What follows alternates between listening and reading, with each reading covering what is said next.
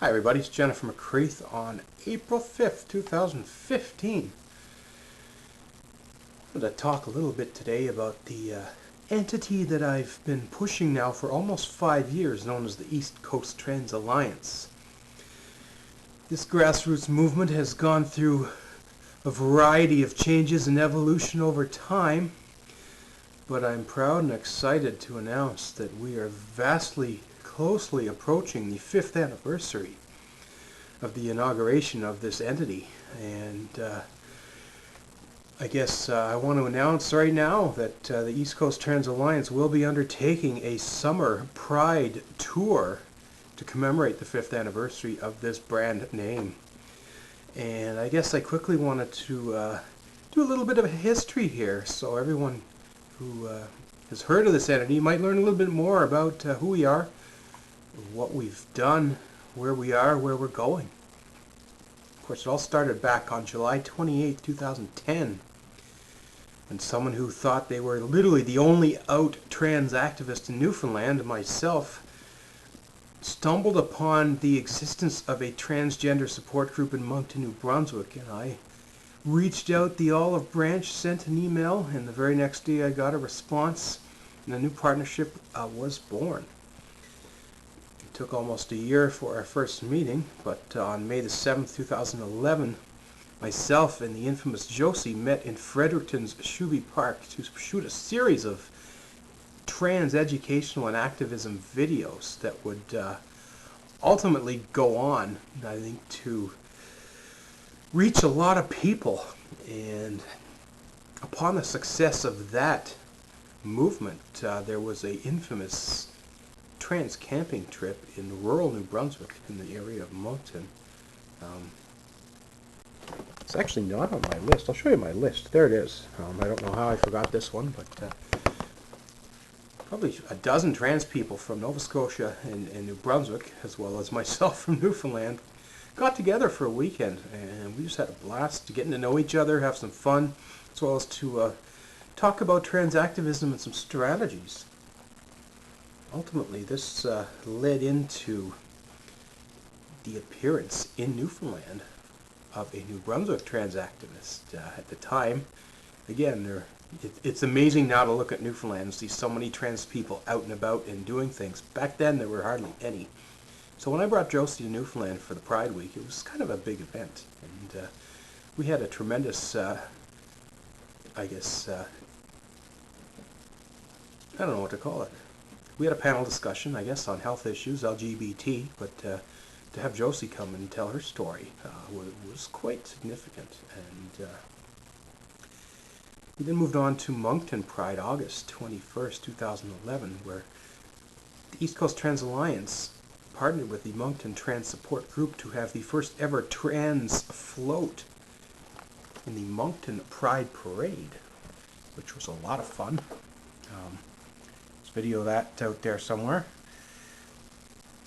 November 20th, 2011, the first ever Trans Day of Remembrance event put on by myself, East Coast Trans Alliance. At the time, I was also using the brand name St. John's Pride. Out front of Confederation Building in Newfoundland, Labrador, Parliament buildings, and it was well attended. We got front page media coverage for that. Fast forward to June 18th, 2012, when a surprise appearance by yours truly in New Brunswick shocked and surprised the infamous Treat of Conrad. That led to, I guess, what we'll call the, our second AGM, quasi-AGM meeting, where we hold ourselves together for the weekend and came up with ideas and strategies for what we want to do with this thing.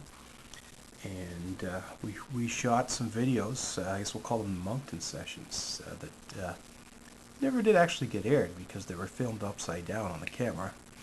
They still do exist, and they may be published yet. First, here's a good one. July 16th, 2012. The first ever Newfoundland and Labrador trans-specific Pride event occurred at the Colonial Building by, you guessed it, the East Coast Trans Alliance. 7 people attended this flag-waving event that included myself and Sarah Downey and the Telegram newspaper. We now see trans entities all over Newfoundland doing events during Pride Week, but that was kind of a cutting edge first step, and believe me, I took a lot of heat for that, but it turned out to be, I think, the right thing to do. November 20th, 2012, Trans Day of Remembrance. Interestingly enough, marked an historic day in the Provincial House of Parliament, or House of Assembly, we call it here. NDP Jerry Rogers got up and asked some questions of the government about trans human rights and trans health. He even mentioned me and the work that I've done in the province for activism, so it was a very special moment for me. I was in the House for that moment. Ironically enough, a year later, trans human rights will be proclaimed in Newfoundland and Labrador. January 18, 2013, you all Newfoundlanders may remember a conference called Ovations, which our then Premier Cathy Dunderdale put together a celebration of women's evolution in the province. I thought it was extremely important to have trans presence at this event. So I guess a subsidiary of the East Coast Trans Alliance, an entity known as the Newfoundland Patient Association for Transsexual Health, was created, and myself and a trans man attended the event, met with the Premier, and shook hands and spoke with a variety of women's rights pioneers in the province. Then what do we have? The very first time a trans flag was raised at a city hall in the province of Newfoundland was St. John's, during St. John's Pride flag raising. I was in fact approached by St. John's Pride, an entity I had actually left under some rough terms, to attend and present them with a flag which would be raised on July 15th, 2013. And it was. My flag was used, it was raised. Unfortunately, for some reason, I was not given a chance to speak at the event, which, that's a whole other story we can talk about later, but that kind of led to, I guess, some challenges with the East Coast Trans Alliance and St. John's Pride. November 5th, 2013, rather sad day, when it was brought to my attention that St. John's, as a city, was going to be holding a private event for Trans Day of Remembrance with only invited guests of St. John's Pride, and I was really upset with that. I felt that any type of trans commemorative event needs to be open to the public, so I made it quite clear that East Coast Trans Alliance did not support this. And in fact, the East Coast Trans Alliance has done no formal business with the city of St. John's ever since. For November 20th, 2013, I took East Coast Trans Alliance on the road for an amazing tour of the province of Newfoundland, in which we held events in Arnold's Cove, Clarenville, Gander, Grand Falls, Windsor, and Springdale. Educational events, candlelight vigil ceremonies, perhaps one of the most powerful moments of my life, along with the, I think 3 or 4 people that were on tour with me that day, was meeting a very young trans person at one of those towns who was looking for some advice and some guidance. Fast forward 2014. I felt it was time to bring Trans Pride full circle. So during St. John's Pride Week, I organized a trans rights demo on July 14th, 2014, out front of the Confederation building. While it was good news that we had human rights proclamations, there's still some problems with healthcare and some Service Newfoundland Labrador vital stats issues. So we had a rally there. About 10 people showed up, but the radio showed up. We got lots of coverage, helped raise the profile of trans issues in the province. I met offenses with St. John's Pride and actually spoke at their official event in Middle Cove that week, as well as on their official LGBTQ panel discussion. I also took East Coast Trans Alliance on the road, once again to Gander and Grand Falls, to help oversee Pride Day in both of these cities. Unfortunately, the previous people who had organized Pride Week in those towns had, for some reason, departed or left. And we were determined at the East Coast Trans Alliance to ensure that Pride Week was commemorated in those 2 towns. So in collaboration with the women's centers in each respective town, we had not only trans events, but LGBTQ rainbow flag ceremonies. And that was well well attended and well appreciated, and something I'm very proud of. July 30th, 2014, the East Coast Trans Alliance officially rebooted into a new mode with the launching of the infamous and notorious Trina Conrad, as she and myself visited Prince Edward Island in Summerside and Charlottetown during PEI Pride Week for a series of trans education and awareness events, including a well-attended trans rights demo / march / protest that had at least 50 people there in Charlottetown. The next month, August, I was in Scottsburn, Nova Scotia for the first time for what I believe has been an annual trans camping event for 4 or 5 years in a row.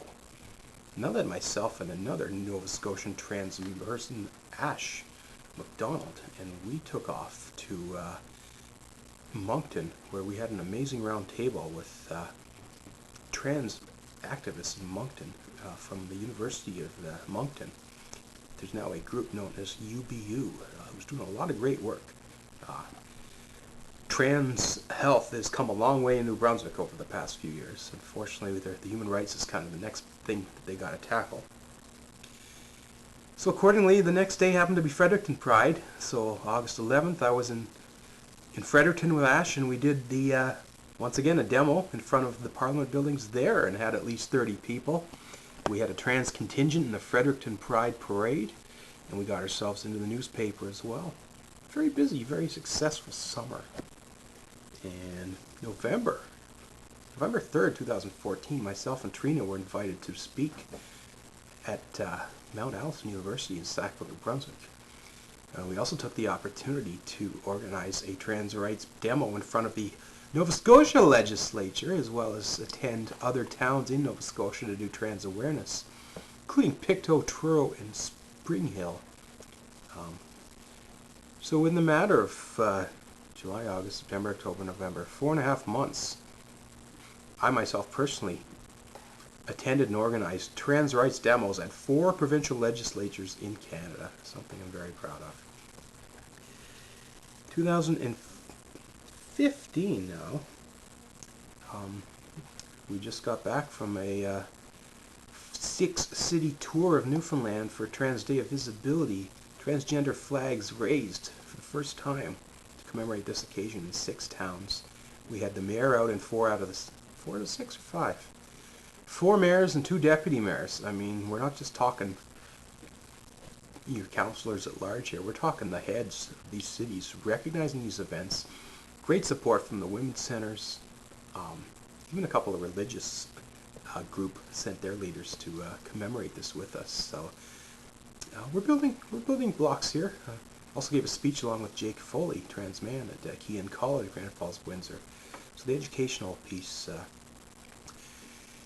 I guess ultimately, the branding of East Coast Trans Alliance is bigger and more important than any individual, including myself. And some people question why I use brand names to raise education and awareness to trans issues, but it seems to work. We even see some other people in St. John's here in Newfoundland creating their own trans brand names. I won't mention them, but as well as elsewhere across the country, really. There's a couple of groups out in Saskatchewan that had a tremendous Trans Day of Visibility, the first ever provincial government Trans Day of Visibility trans flag raising event. The one and only province willing to do it. Congratulations, Saskatchewan. Shame on Newfoundland. I asked the provincial government to raise the trans flag, and they would not do so. Still, we're happy that we had 6 towns do that. But we're getting ready. I mean, 5 years is a long time for any movement, whether it's grassroots or formalized. Fortunately, we have yet to formalize this into a nonprofit entity, but that could be on the radar. While I tend to be kind of slowing things down a little, I've got other people who want to take the steering wheel of this thing, and I'm happy to sit in that vehicle and help them move in the right direction.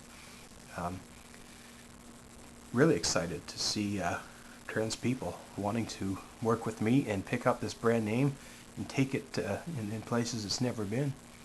And specifically Trina. Big shout out to Trina for her willingness to take this bull by the horn and run with it.